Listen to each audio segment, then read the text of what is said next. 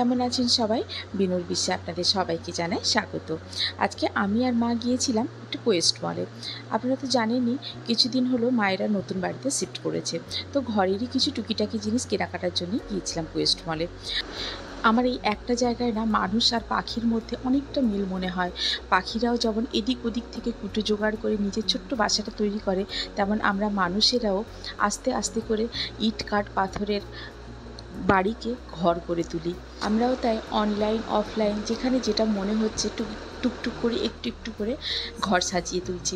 এই গাছটা যেমন আনিয়েছিলাম আমি অনলাইন থেকে। গাছটা এই রকম দেখিয়েছিল জানেন তো অনলাইনে, আর হাতে যেটা পেলাম সেটা হচ্ছে এইটা, মানে জোর ঠকে গেছি। যাই হোক, কি আর করা যাবে।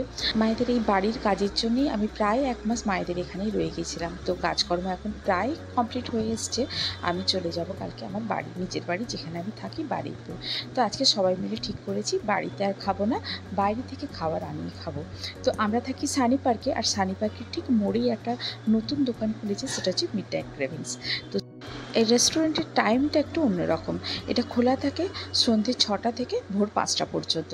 তো সেখান থেকেই আজকে খাবার দাবার আমরা আনিয়েছিলাম। আমরা অর্ডার করেছিলাম চিকেন পকোড়া, চিলি চিকেন আর fried rice, veg fried rice.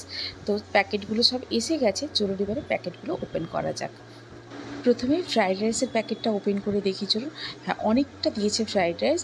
এদের পরিমাণ ফ্রাইড রাইসটার বললে বুঝতে পারবেন যে 2টো প্যাকেট যদি অর্ডার করা যায় তাহলে 3 জন কিন্তু আরামসে খেতে পারবে।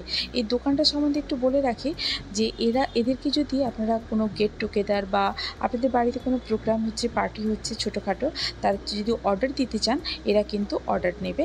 এবং যেটা সবথেকে জরুরি সেটা হচ্ছে সার্ভ করা। বাড়িতে আমাদের যখন সার্ভ করি আমরা বাড়িতে খাবার দাবার এনে আমাদের একটু ক্যাওস হয়ে যায়, তো এদেরকে যদি বলেন এরা কিন্তু সার্ভ করার জন্য লোকও পাঠিয়ে দেয়। তো আর নিয়েছিলাম এটা হচ্ছে চিকেন পকোড়া। একটা প্লেটে চিকেন পকোড়া এদের 3 পিস করে থাকে, তো আমরা সেটাই নিয়েছিলাম। 4টে প্যাকেট নিয়েছিলাম আমরা চিকেন পকোড়ার। চিকেন পকোড়াটা খেতে অসাধারণ ছিল, শুধু একটু লবণটা কম ছিল, কেননা আজকাল অনেকে নুন একটু কম খান যারা ফিগার সচেতন। তো তার বাদেই কিন্তু চিকেনটা ভেতর থেকে একেবারে জুসি নরম, আর বাইরে থেকে তেমনই ক্রিস্পি, ভীষণ সুন্দর ছিল খেতে। এটা কিন্তু কোনো প্রমোশনাল ভিডিও নয়, আমরা অর্ডার করেছিলাম, খাবার দাবারগুলো ভীষণ ভালো লেগেছে, তাই ভাবলাম যে আপনাদের সঙ্গেও শেয়ার করি। যারা সানি পার্কের আশেপাশে থাকেন তারা যদি চান একবার অর্ডার করে কিন্তু দেখতে পারেন, ভীষণ ভালো খাবার দাবার। এটা হচ্ছে চিলি চিকেনটা আমরা নিয়েছিলাম 1.5 প্লেটের মতো। এক প্লেটে থাকে 8 পিস, আর এই যে পিসটা চিকেনটার কিন্তু বেশ বড় সাইজের চিকেনের পিসটা, আর ঝোলের যে থিকনেসটা ছিল সেটাও পারফেক্ট। একেবারে ট্যালট্যালেও নয়, আবার একেবারে চটচটে ঘনও নয়। আর সস টসগুলোর পরিমাণও ছিল একদম পারফেক্ট। টেস্টের দিক থেকে খুবই ভালো। আমি কিন্তু চিলি চিকেন বাইরে থেকে কিনে খাওয়া একেবারে পছন্দ করি না, কেন অনেক জায়গায় দেখা যায় চিলি চিকেন একটু আষ্টে গন্ধ থাকে। এদের চিলি চিকেনটা কিন্তু তেমন নয়। আমি আবার একবার অর্ডার করে যদি খেতে বলে আমি কিন্তু খাবো, আমার ভীষণ ভালো লেগেছে। চলুন এবারে তাহলে সার্ভ করা যাক।